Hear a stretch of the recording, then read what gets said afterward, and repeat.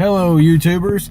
Today I'm trying a new angle on the camera. Probably it's gonna be horrible either way. I'm a horrible man. Today let's talk about a little bit more about the DC, the Batman versus Superman thing. They set a record. Not a good record, but they set a record. The record was the biggest drop off in movie history. Even worse than the fan 4-stick. Oh my gosh. Don't get me wrong. A lot of people liked Batman vs. Superman. Usually it's the fans that liked it. And it's not necessarily the critics. The critics aren't going to like much of anything anyway. They're so jaded about what they see, it doesn't matter to them. However, if I was DC, I'd be running scared. That kind of a drop-off is not a very good indicator of how their universe is going to go. There's a lot of problems with that movie, which I may do a longer version of what I think is wrong with the movie later on, but not right now. But that big of a drop-off, there were scenes in the movie, don't get me wrong, the scenes that there was, look, it was just a movie. It's just a movie. It wasn't the best movie I've ever watched, wasn't the worst movie I've ever watched, and it wasn't even the worst Batman that I've ever watched. It wasn't horrible, it wasn't great, it was just a movie, and that was about it. It's not good, it's not what they should be building their universe on. I think if they would have took that movie and broken it into 3 different movies, they would have been better off. They should have had a Superman standalone, they should have had a Batman standalone, and then they should have had the Dawn of Justice to build up what they really wanted to do. No, they're in a hurry because Marvel's already beat them to the punch, and they're like, oh, we gotta do the Marvel thing now. We gotta hurry up and build our universe yesterday. They hurt themselves by rushing into this story.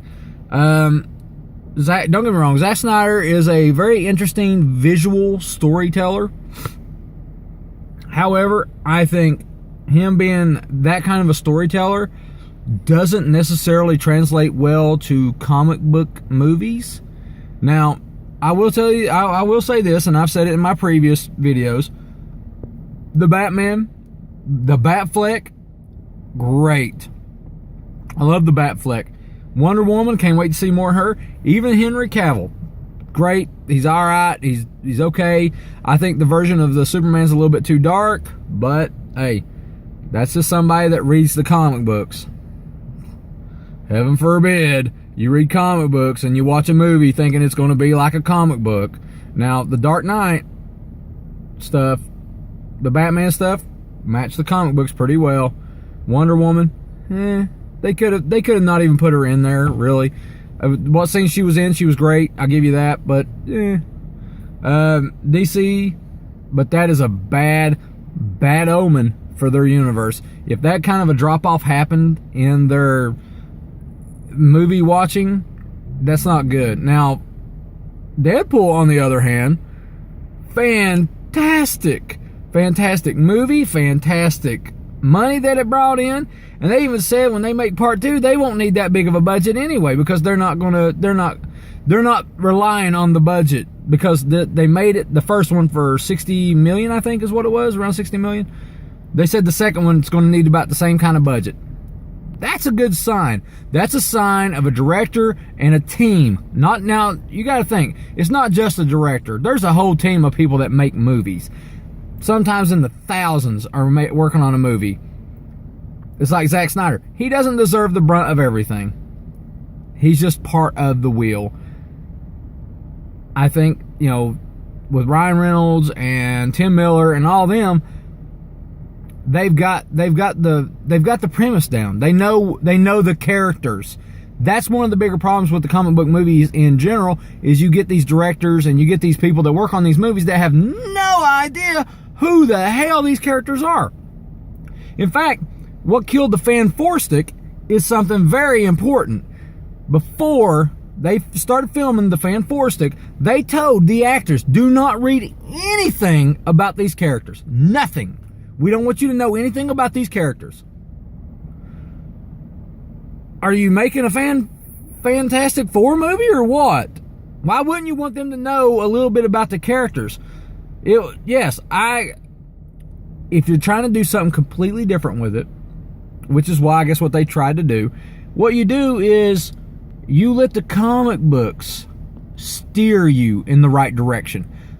People want to watch comic book movies for comic book reasons. It can be changed, but if you change too much, you alienate the people that are meant to watch it. You're not going to get casual fans or casual people out there who's never heard of the comic. It's like Batman and Superman.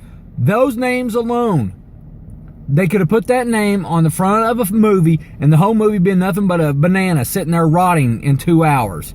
People would have watched it. People would have paid to go watch a banana rot as long as they had the title Batman and Superman. That's marketing. It's the way it works. It's like videos on YouTube. They put funny titles on it or really crazy ass titles on it. It's called clickbaiting. They're getting you to watch their videos. It's another click. It's the way it works. DC, take your time. Step back. Just step back. Step back just a little bit. Figure out exactly what you want your universe to do and then write it to do it. That's all I gotta say about that.